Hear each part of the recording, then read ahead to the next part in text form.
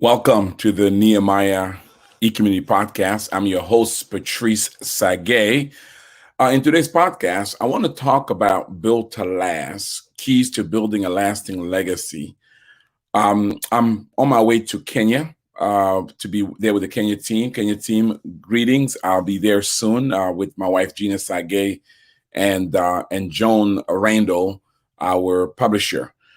We coming down for our annual trip where we go to different strategic countries where we work.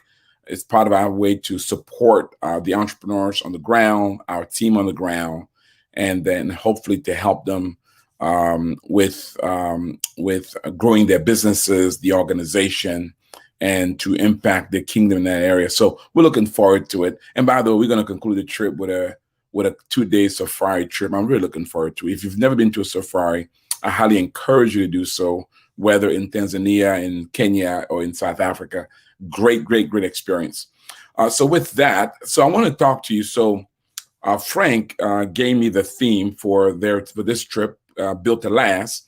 And so I want to kind of talk about what to expect, and I want to use this as an opportunity to kind of share my heart, not only for this trip, but for those of you who are listening and watching, as to what does it look like to build your family, to build your business, or to build your lives. What does it look like to build a lasting legacy?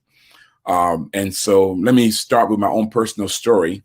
My mother, I was born in Cameroon, Central Africa. My mother, beginning with my great great grandfather was a first degree king in Cameroon, in the tribe of Bamileke. So I come from a royal tradition. And then my grandfather was also giving his own territory. So my grandfather was also king. He was third degree.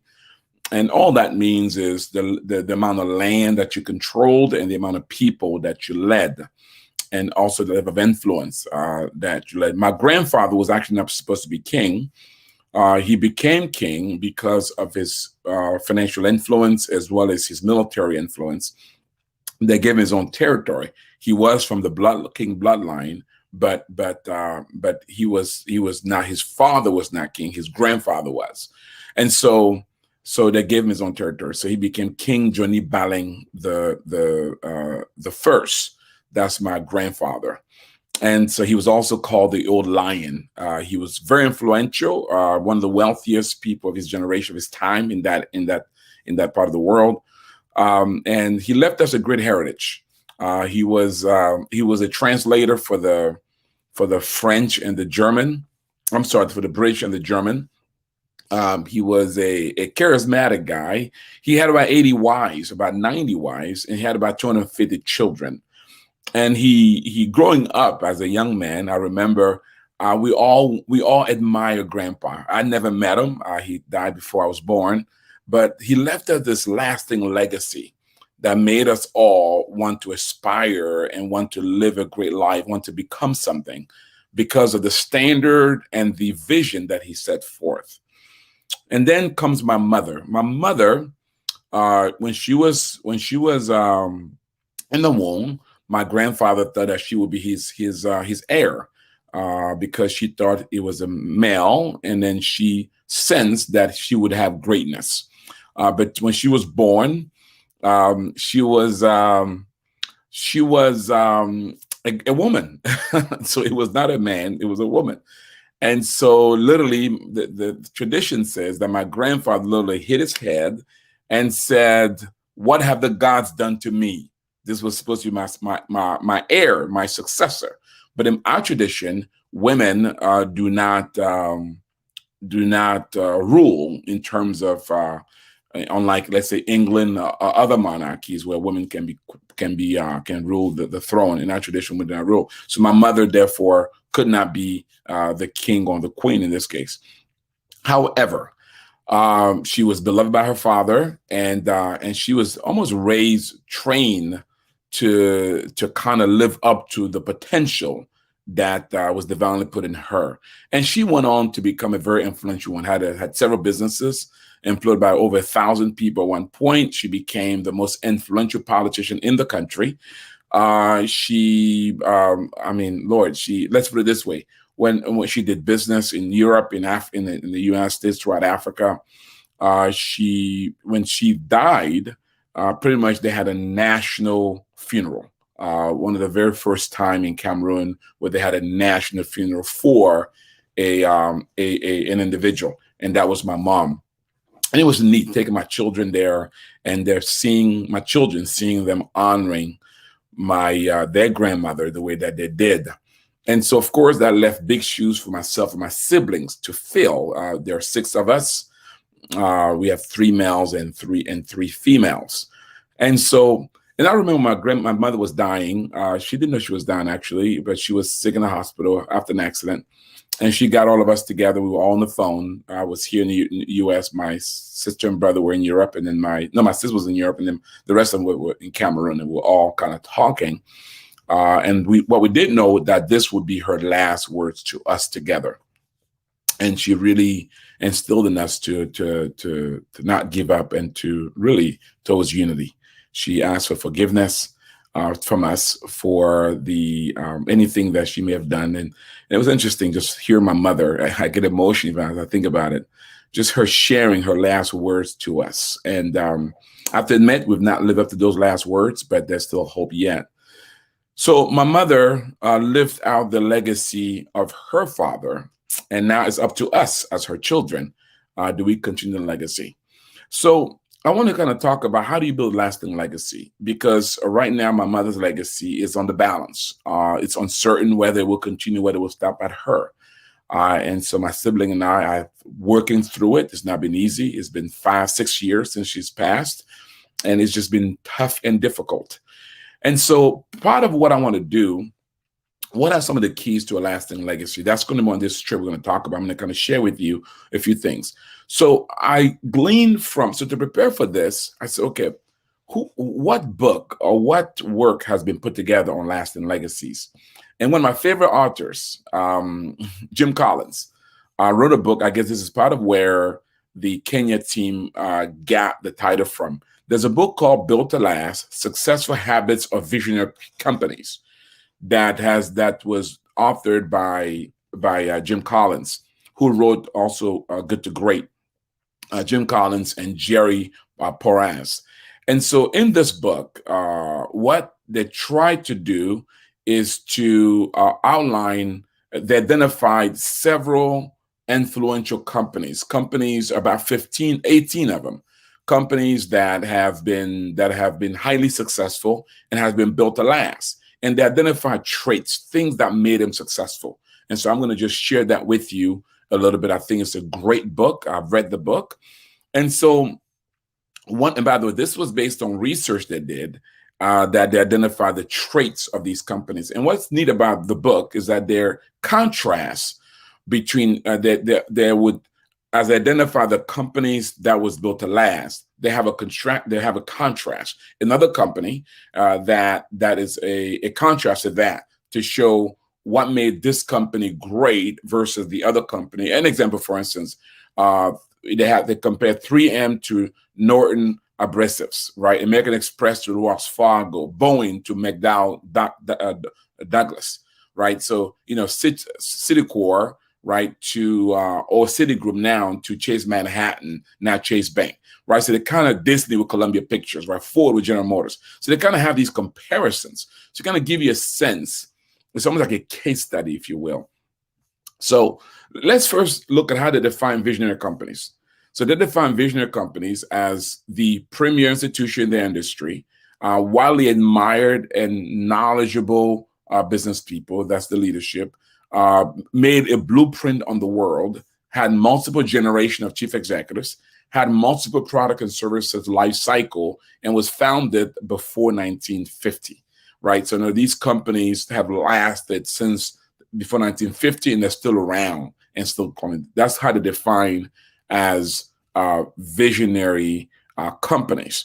All right, so let me give you a definition for as my title. What do I mean by building a lasting legacy?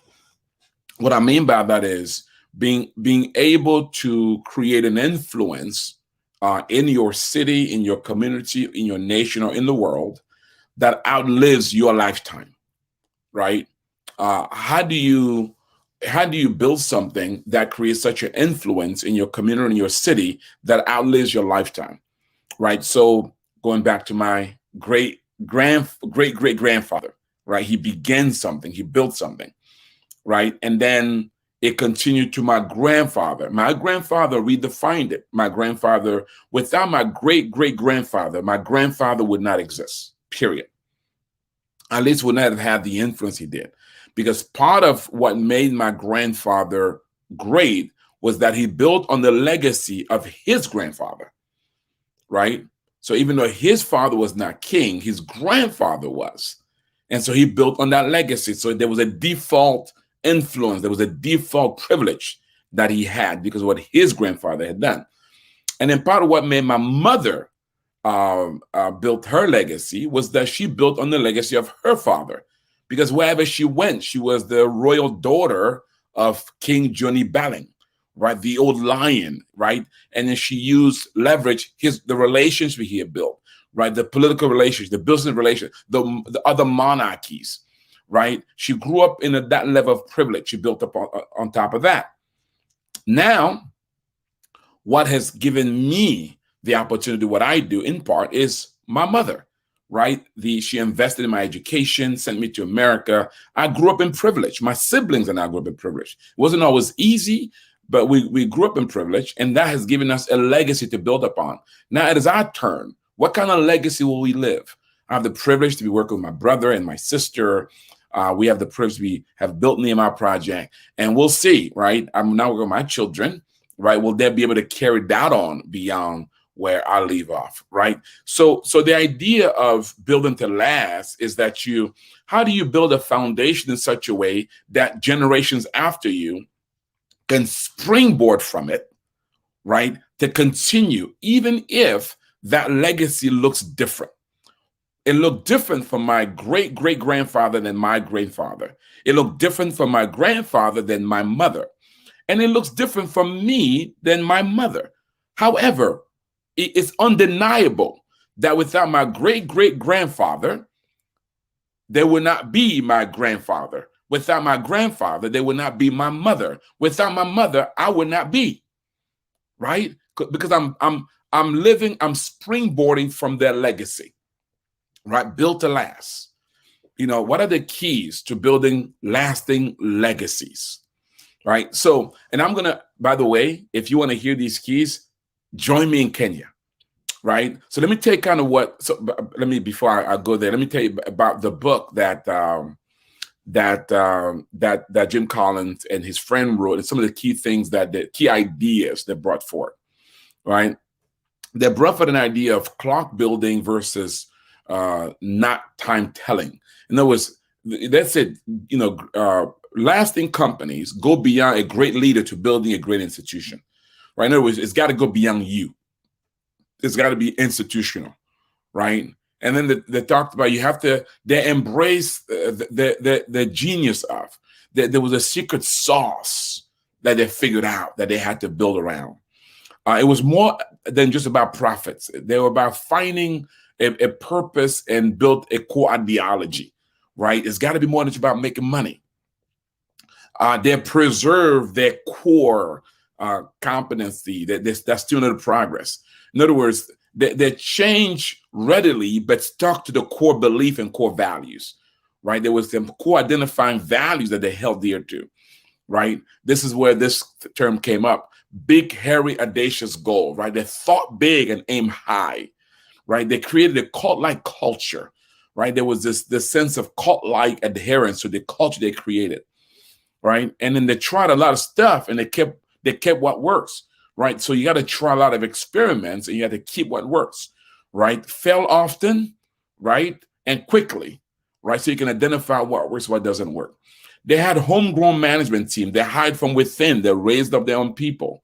And good enough was never enough. They strive to do better tomorrow than they did today, right? Those are my ideas, some keys that comes out of the book Built to Last by Jim Collins, building visionary building the success habits of building a visionary companies. Right now, let's talk about this trip in Kenya. What are the things I'm going to bring up? Now, the way this trip is organized is that we're going to deal with first couples in business. Because if the keys to building a lasting legacy is the family unit. All right, the family units. Now, I came from a polygamous family. So the family unit I came from is untraditional. It's a traditional African family unit. However, family was very important to us. All right, as dysfunctional as it was at times, right? It was very important to us. I grew up in an environment where family was key and was very important, right? And as kingdom people, but because we didn't do it biblically, because it was tradition, not biblical, you can see there's some cracks that we had to overcome.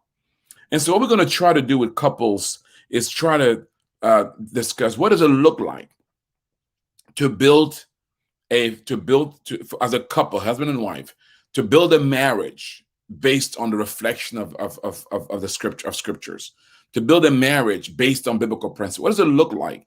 Because one of the challenges with couples in business is that you've got this business thing that you're trying to build, right? Which often is the first child or another child, right? For my wife and I, it was our first child, right?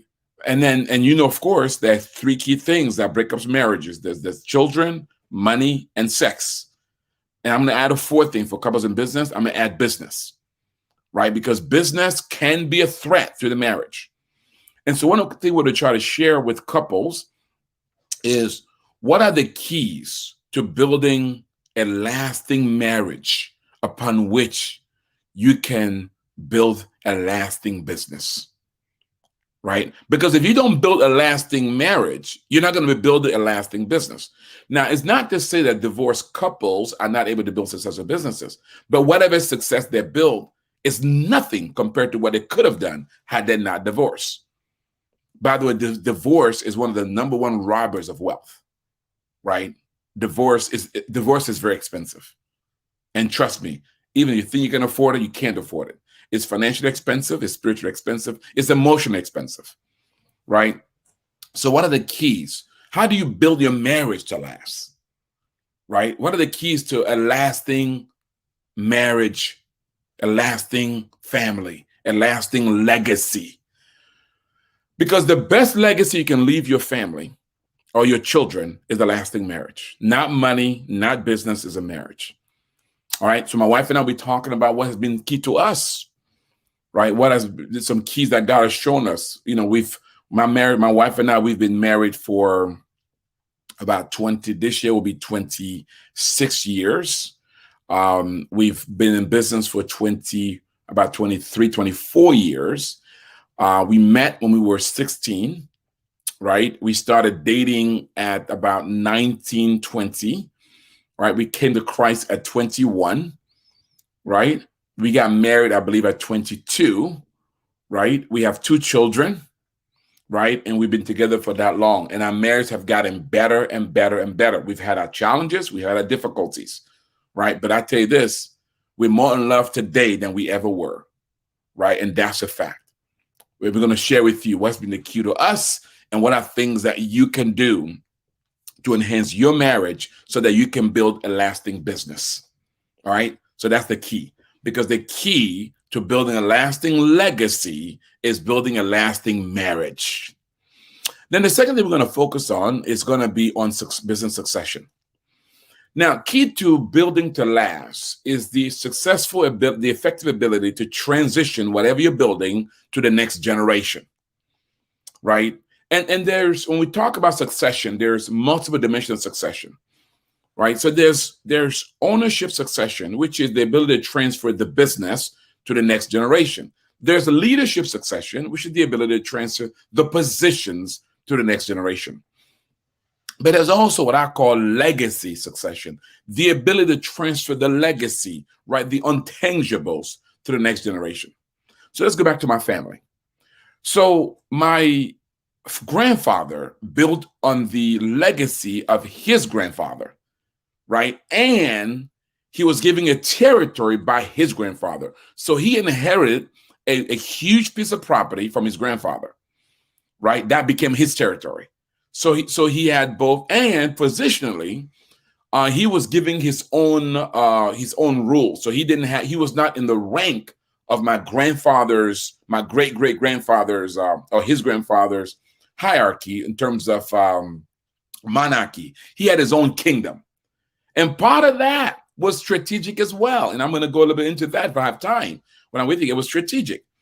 So he built on his grandfather's legacy and on his grandfather's wealth to be able to then now begin to build his. Right. So he didn't start from scratch, right? And he continued, and he took that legacy to a different dimension. As a matter of fact, growing up, I didn't know that we came from a larger monarchy. I thought we were the monarchy, right? That's how incredible he did. I thought we were the monarchy. Until later, as I grew up, I discovered, wait a minute, we are actually cousins of a larger monarchy that we came from, right? And that was intriguing. And so, by the way, I'm working on a book on my mom where I'm going to kind of try to share a lot of the insights. I think there's so much to learn from African monarchies that's a gift to the world that I think the world has lost. And I tell you, I would not be the man I am today without my family, without my tradition, without my culture. And many times as Christian, we become Christians and we forsake our culture.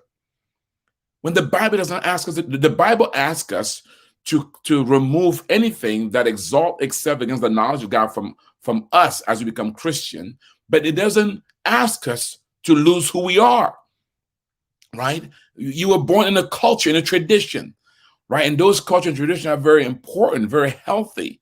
You just gotta take out the stuff that is inconsistent with the word of God. But the good stuff you keep, because those are the roots that keeps you who you are.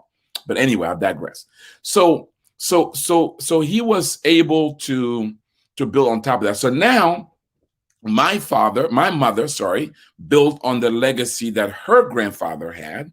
And then, by the way, my mother didn't start from scratch either, right? She leveraged her grandfather's wealth to receive financing for her first businesses, right? And there was a whole debate in my family about that right now, my larger family about that right now, actually, right? She leveraged. So part of why she felt partly, my mother is known as she was the biggest philanthropist in my family. She's helped so many siblings, so many of my cousins, my aunts, my uncles. She's just helped everybody because she felt in part that she was blessed by the grandfather, and so she felt she had to also be a blessing. First, she felt as a calling, but then second, I think she also felt a sense of obligation because of how she also built her wealth, right? So she leveraged that. How she received her capital, she mortgaged some of the properties as a way to get her business going, right? Again, there's a big debate over that, but so she didn't start from scratch. Now, positionally, she did have multiple what we call positions in the monarchy, right? Because the way the monarchy works is as you grow in influence, as you grow as an adult and so forth, there are different positions that they give you, right? Which is symbolic, but also carries a lot of influence and power within the monarchy. But ironically, once you have a new king, they build their own structure and so forth. But in any event, so she kind of built her own businesses, her own organization, and so forth, so on. But she leveraged the legacy and she leveraged the wealth of her grandfather, right? Now, come to me. So obviously, I didn't grow out of thin air, right? Part of what has allowed me to do what I do is because my mother, the period I grew up in, was essential for me, right? In terms of my mother's financial support, my education, growing up around, money and all that stuff, that's been critical for me. But also the exposure, right? The exposure. So now On the inheritance part, right, that's where we're kind of stuck now. My sibling now are still struggling. My mother left a $10 million estate. When you look at the net worth of our estate, which right now, to be honest, it's losing value by the day because of our inability to get it together. And we're going to talk about how do you avoid that? How do you avoid the next generation being able to not be good stewards of what you've built, so that you are able to leverage it to go beyond, to do more than you've done. And right now we're doing horribly. In part, the mistakes my mother made, right? And I will give you when we talk about this piece of succession, I'm going to give you a comparison to my father, who had no money, who was poor compared to my mother, and how he did such a better job. You know, there's another book that that I want to do eventually called Rich Mom, Poor Dad. Right, lessons I learned from my father and my mother, right? Because I learned a lot of things from my mother, but I still learned a lot of things from my father, right? And to show you that you can get gems from all angles. But in any event, so for me, but what I benefited from in terms of my mom was the legacy, right? The legacy. And that legacy embodies the values, the traditions, right? All the things that are intangible that I caught. And so right now, to be honest, we are where we are. Is the question is, will that legacy continue beyond her, or will it be redefined? Right? Because I'm redefining my own. God is giving me a calling and a gifting that is building on top of that and doing its own thing. But I also want to preserve my mother's legacy. But I'm one of 6 children, right? How will that work, right? Or will it be redefined going forward? Will that die with her and something new would appear? And by the way, neither is bad. I'm sorry, let me say that again. The ideal situation is that it goes from, it's the ideal situation is what you have with the Kennedys, the Rockefellers, right? What you have with the Queen of England, right? Where it goes, it goes from generation to generation, and enhanced, but not diminished, right? Versus redefined, right? And even though it can branch off to different trees, but the main tree stays intact. That's the ideal scenario, right? And we'll kind of talk about that now.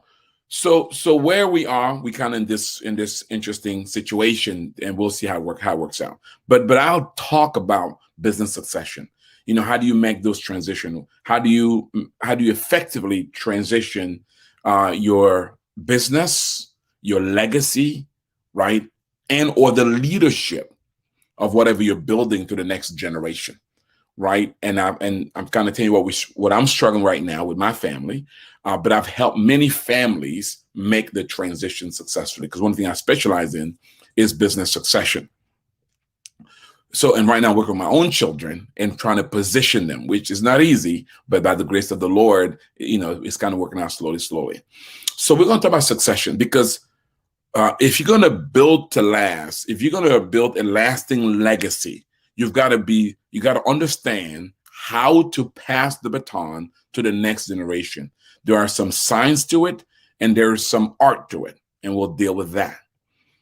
Now, because, by the way, wealth is built multi-generational.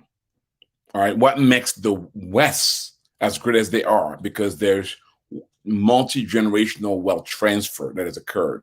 What makes it difficult for Africa is that has not occurred, right? Almost every generation has to start all over again, right? And so that's been the challenge. Or every generation do their own thing, right? And don't build consecutively from what the others have done, right? Again, planting one tree and improving that same tree over versus branching off. Branching off is okay, but we have to keep feeding the main tree, right? Going back to the example of the Queen of England, right? They've been building the same tree over and over again. There've been some branch off, but the main tree has been preserved over the years. And that's the thing about these companies that Jim Collins picked out. It's been the main tree over and over again. And then the last thing we're going to address while we are in Kenya is going to be this idea of publishing your story. Again, one of the keys to building to last, the keys to building a lasting legacy is publish your story. You know, when you hear the word history, is his story. So one of the challenges with Africa and Africans is that not enough of them tell their stories. There are not enough of their stories told. And so as a result, you hear these words, like Africans don't do this or don't do that, or only in America or only in Europe or the West, in part because we don't know the story of the Africans. That's the reality, right? You don't know the stories. I mean, for instance, when I came to America, the way I was perceived by my friends was that I came from the jungle, walked with Tarzan, lived in a hut, right? And in part because Africans have found a way to monetize poverty. We found a way to monetize misery. We found a way to monetize suffering.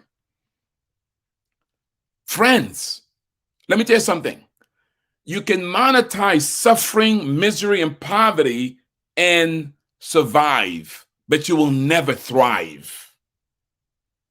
Thriving is that you learn to monetize your asset, your gifts, your strength, that you tell your story from the angle of success, promise, right? From your potentials.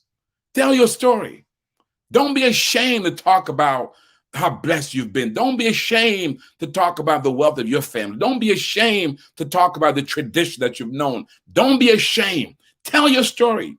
Yes, within our story, it's not perfect, but so is the Western story. So is the biblical story. No story is ever perfect. No story is ever perfect. I mean, I love American history, but my gosh, when I look at American history, the founders were broken. They were challenged. They were sinners. They had issues. They owned slaves, right? I mean, they were womanizer. They were drunks. They had issues. Some of them were unbelievers.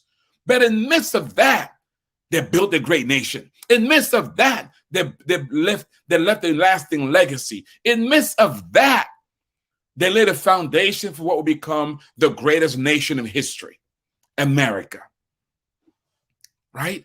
So God have chosen to use broken, sinful human beings to do great and lasting things so that God, may be the one to get the credit and not we ourselves, right? The American story is God's story. It's not man's story. Because when you look at man, you see man's failings. You see man's weakness, man's vulnerabilities. When you look at God, you see the redemptive power of God working through men. That's the same thing for your family, the same thing for Africa. Let me touch on another thing. Publishing your story, you might say, but Patrice. So first, you said, Patrice, my story is not perfect. God needs an imperfect story. Patrice, my story is full of mess. God needs a mess. Because the key is you showing the redemptive power of God throughout your story. That in spite of all of this, look what God did. But you said, but Patrice, but how are you so convinced? My uncle wrote a book on my grandfather called The Old Lion. And so growing up, we all read that book. And that book took my grandfather's legacy to a whole nother dimension because it told our story from our angle. And that book did more to expand my grandfather's legacy than any other thing because I never met him. But it's as though I knew him. How? The book and the story that we're told. Publish your story. And then you might say, Patrice, Africans don't read. I'm so tired of hearing that. You've heard this, saying, if you want to hide something from a black man, put it in the book. That is a lie. That is flawed. Let me tell you something. It's not that black people don't read or Africans don't read. It is that Africans have been taught to believe they don't read. And that myth is perpetuated. Also, it's the issue of access. We don't have free libraries in Africa, or at least in the Africa that I went, right? Very few places have free libraries. Secondly, books can be expensive, right? Thirdly, When was the last time you walked into an African bookstore? And how accessible it is. But I know of stories of Africans who said, Patrice, bring me a book. I want to buy that book. When I take books with me, people buy. Africans do read. But what we have to do is expand the reading of the African. And what we have to do is push more books on the African story. Let me tell you something. Why would you be motivated to read when everything you read about yourself is bad? Nobody likes horror movies. So why would you want to read when all you read is how great others are and how bad you are? The Africans will read more when the Africans start reading their own story. Tell your story. So we're going to have, that's why I'm bringing Joan with me. We're going to have a workshop on how you can publish your story. And for some of you who's already done your story, what are strategies to get more people to read your story? Because if you're going to build to last, one of the keys of building a lasting legacy is to tell your story, publish your story. That's why I write a lot of books. That's why I'm working on my mother's book. I'm working a book about my mother and my father. Why? Because I'm telling my story. You see, publishing your story, number one, it's your perspective to your story, right? Number two, it allows your children to capture the legacy that can build upon. Number three, it allows that to go beyond your own family and others to be inspired by it, right? Built to last, the keys to building a lasting legacy. The first thing, build a lasting marriage. The second thing, make sure that you have a strategy for how to transition your business to the next generation so that they can build from the same tree. The third thing, publish your story, right? How do you publish your story? First, for legacy purposes, and second, for monetization purposes, because telling your story can also be very lucrative, right? Can maybe eventually become a movie or TV series. Who knows where it can go, right? Tell your story. I know you're saying, but Patrice, you don't understand. We have no libraries in Africa. You said it. Yeah, I did. Bookstores don't exist in Africa. Yeah, that's true. There are not many of them. You said, but also Patrice, but Amazon, to buy a book from Amazon, you know how expensive it is to get it shipped, and a mailing system is not even effective. Yeah, I understand. So there's a story about a salesman who is sent to an island to sell shoes. And he gets to that island, and he gets there and realizes that nobody in that island wears shoes. So they send him ahead, and the shit was coming behind him. He calls back to headquarters. He says, guys, don't bother. Cancel the order. These people don't sell shoes. These people don't wear shoes. They don't wear shoes, so therefore it's a waste of our money, a waste of our time. Cancel the project. Then years later, they send another salesman to go see if something has changed. He goes to that island, and when he gets there, he sees that they still do not wear shoes. He calls back to headquarters. He says, guys, double, triple the shipment. These folks don't wear shoes. We have the entire market to ourselves. We can teach them how to wear shoes. Instead of telling your story, publishing it, monetizing it, will you be among those who would teach the African how to read? Will you be among those who will build the new libraries in Africa? Will you be among those who will tell the story from the African perspective? Will you be among those who will make accessible and available books so that generation after us can know that we can and we must build to last? We can build a lasting legacy from the African perspective. Well, wherever you are, whoever you are watching or listening to this podcast, listen, I talked about the African perspective because I am going to Africa. I'll be in Kenya, but this could be from any perspective, from the American perspective, from the European perspective, from the Asian perspective, from the Latin perspective. It doesn't really matter. The principles are the same. My story could be a story of an American kid, of an Asian kid, of a European kid, or a Latin kid, right? The stories the cultures can change, but the stories can remain the same. The story of legacy, right? The story of building a lasting legacy, right? The story of pride, of culture, the story of thinking beyond our lifetime, right? The West have done it very well, and we can all glean from that. So if you enjoy this podcast, I want you to share it.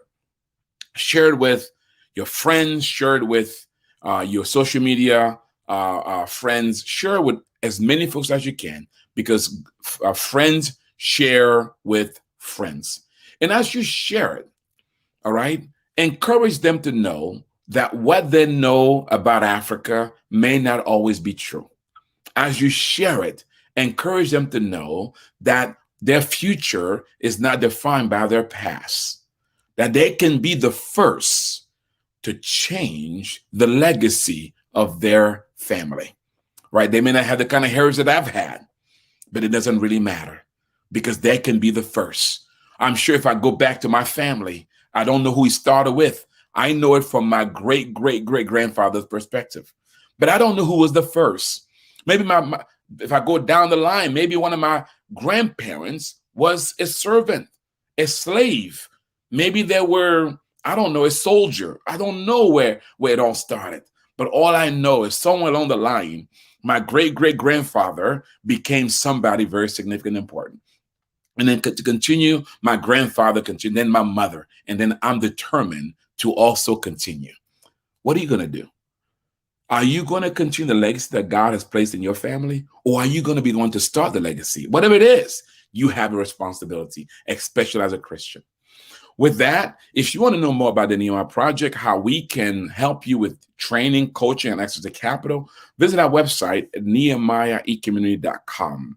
nehemiahecommunity.com. There you can learn about our training program, Biblical Entrepreneurship, Serve with Love, Identity and Destiny. You can also learn about our coaching program, right? Group coaching, individual coaching, elite coaching. You can also learn about access to capital, how we can provide you direct financing or connect you with investors that are committed to investing in kingdom companies.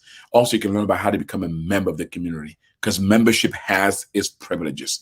Become a member today, and together we can transform the world. With that said, let me pray for you. May the Lord bless you. May the Lord enable you to steward those talents that are under your care. And may you steward them in such a way that one day you can hear those wonderful words. Well done, good and faithful servant. You've been faithful over a few things. I'll now make you rule over much. God bless you. Thank you for listening and watching.